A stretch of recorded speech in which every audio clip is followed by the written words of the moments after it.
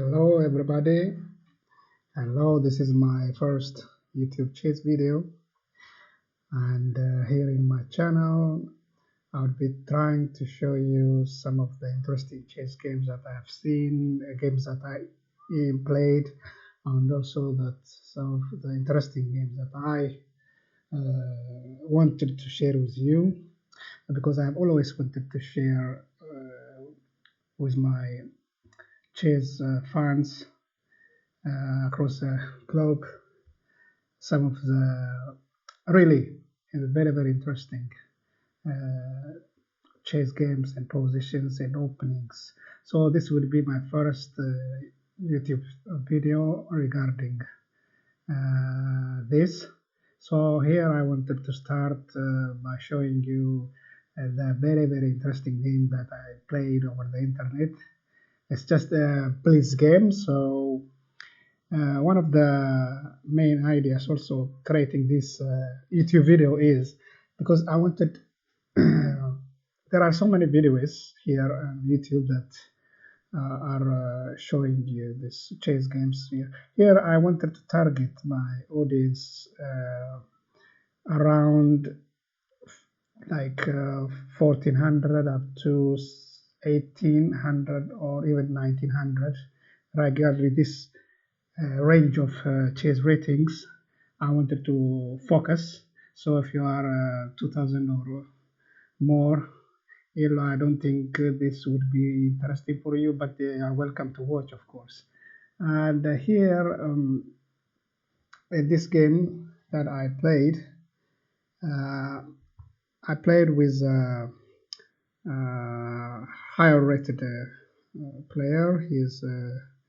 I am in Liches. I am actually, as you can see,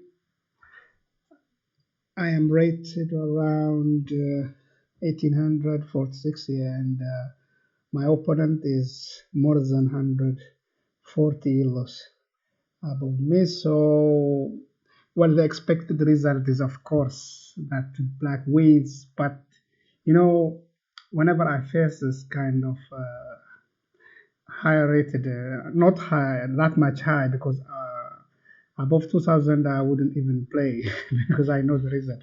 But within this range, 115 range, I know I have a pretty good chance if I played very good chess. So here, so let's go to directly to the game. It's a Sicilian opening. I played e4, and my opponent replied by c5. So regular Sicilian, yes, and then the knight off. And here I wanted just to show you, right, like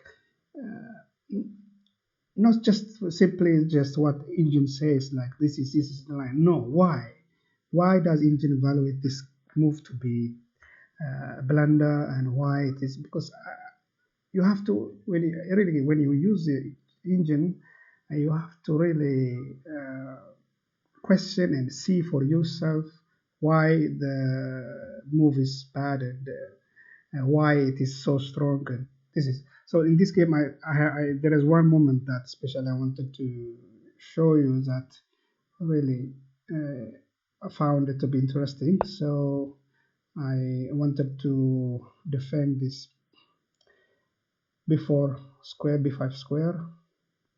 So I played this a4. Okay, then he played e5, and I played, of course, knight f5. Here, this is actually, I think, the usual moves, but here is this is a blitz game. I remind you. So in blitz games, well, small abnormalities are more than welcome. So uh, this would not be so much a big mistake. So it obviously took it, and I took knight e takes 5, knight c6, bishop c4, b7, castle, castle, d5. Here I wanted to take this bishop because of the bishop pair advantage and so and so. And I don't think he will allow that. Knight takes d5, bishop takes.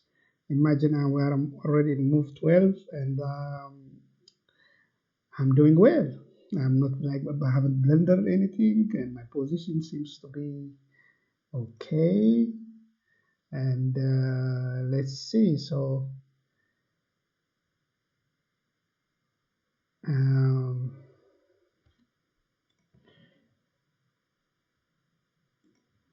continuation, rook c8. Here a5. This is the moment I was talking about. Now knight takes a5. Well, you would see this to be actually normal, and why I played this a5 thing. I obviously I didn't blunder. I did see it that it can be captured by the knight, and that I would be losing my pawn. So why did I play this?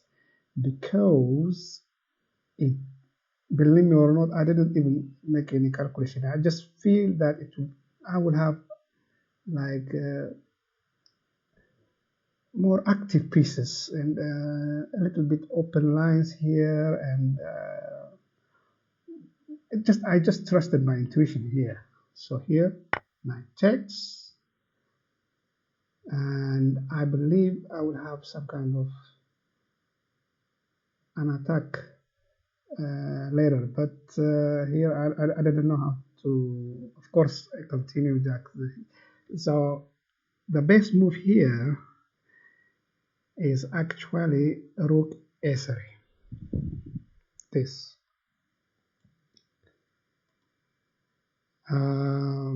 And then you bring the rook. The idea is to bring the rook here, and then the queen here, and then an attack here. And that would be a very, very strong attack because this h6 can be made by the bishop takes, and then queen takes when this takes, of course, and then I have an unstoppable checkmate threat by the queen. So this was the plan that computer engine points out. Of course, I didn't find in the game, but the question that I ask here is,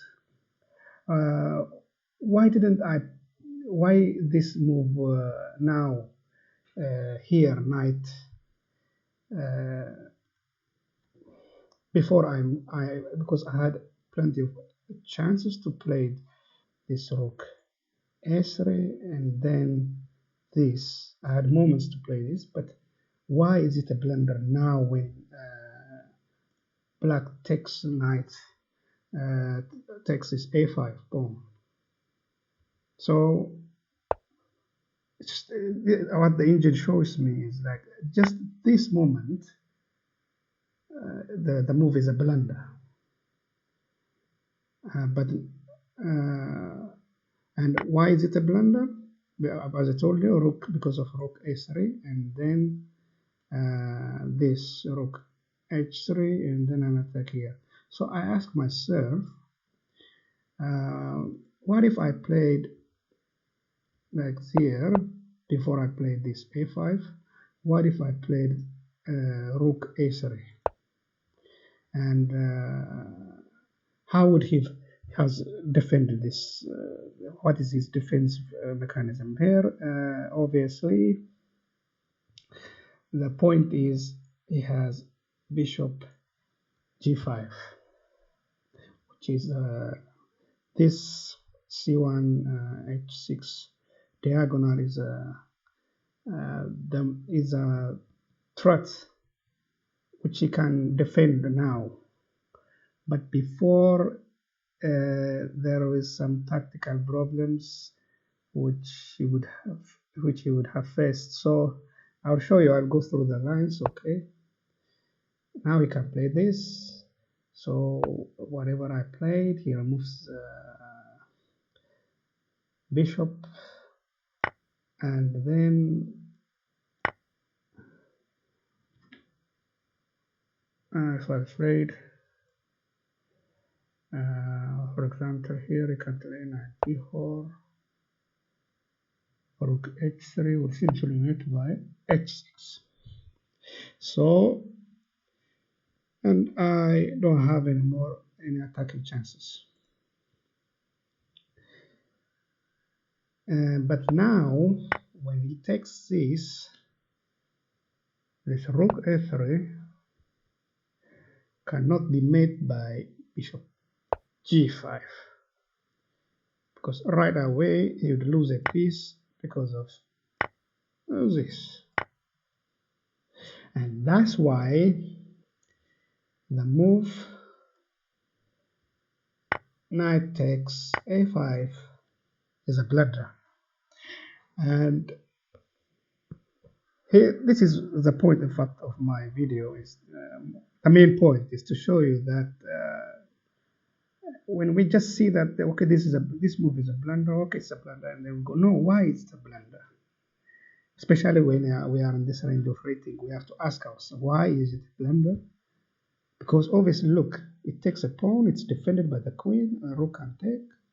So it sounds black is better in a glance, but in a deep analysis, it is a blunder. Anyway, let's go with the game. What happens? Of course, I didn't play this rook history. I just played bishop d2, knight c6, normal continuation. Now I wanted to just because I'm playing higher sharp guy, so I wanted to make blunt any kind of knight move. So I played c3, bishop g5, which should have been done earlier. f4. Now I'm beginning to hope that I'm really my progress on the king side is very good. I'm feeling it now. Takes here, I make a mistake. Best move, of course, bishop takes f4, and then continue like that. But I thought I could bring the queen here, attack this, but it's already protected by the queen. So I don't have tempo. Like I didn't gain any tempo by moving there. In fact, I lose tempo by moving here. When knight attacks, and I have to go back again to where I come from, and I don't want to do that. So I continued with queen h5, and then of course my idea is like similar to what was this rook h3 and then rook h3, similar this idea. So, and then of course, but here of course the knight now is I let the knight now involved in the defense of the black king side, and I don't think my attack is that much powerful. So he played this, but this g6 move was, I feel it's wrong, because I have this pawn which was sitting idle the whole game, and now is already have a purpose. Takes. Now the queen does not seem to have a square on the king side, so I bring it all back. But I can bring it here, this square e2, but I don't think it doesn't matter. Okay, then king here, I take, bishop takes. Look, wow. And now there is a pin here.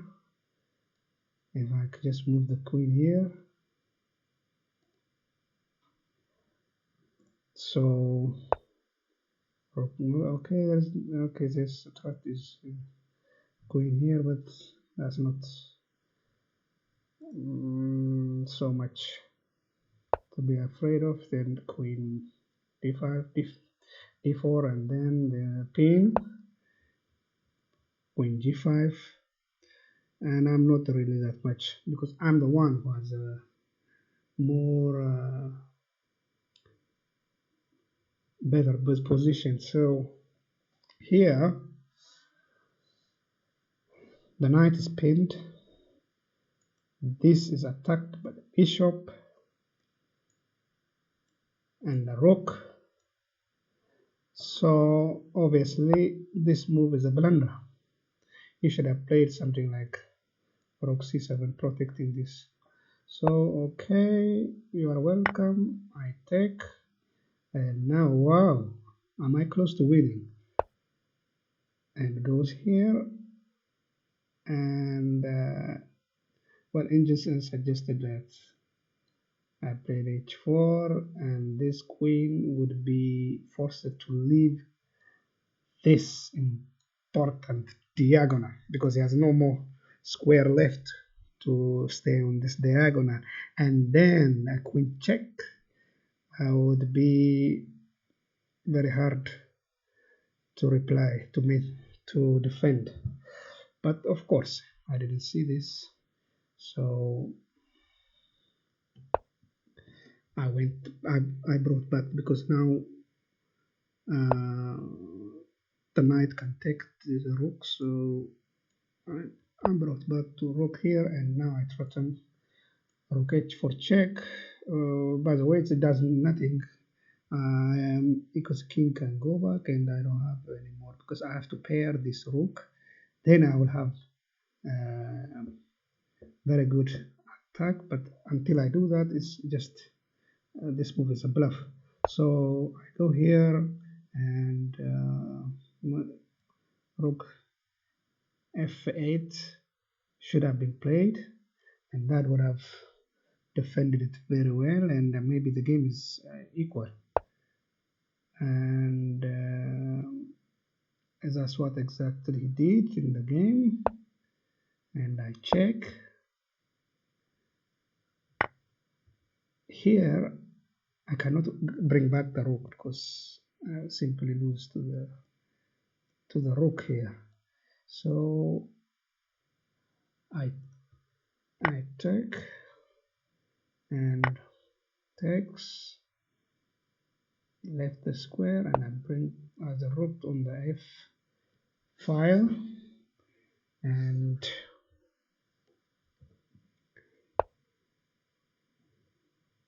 okay, because the problem is all the same.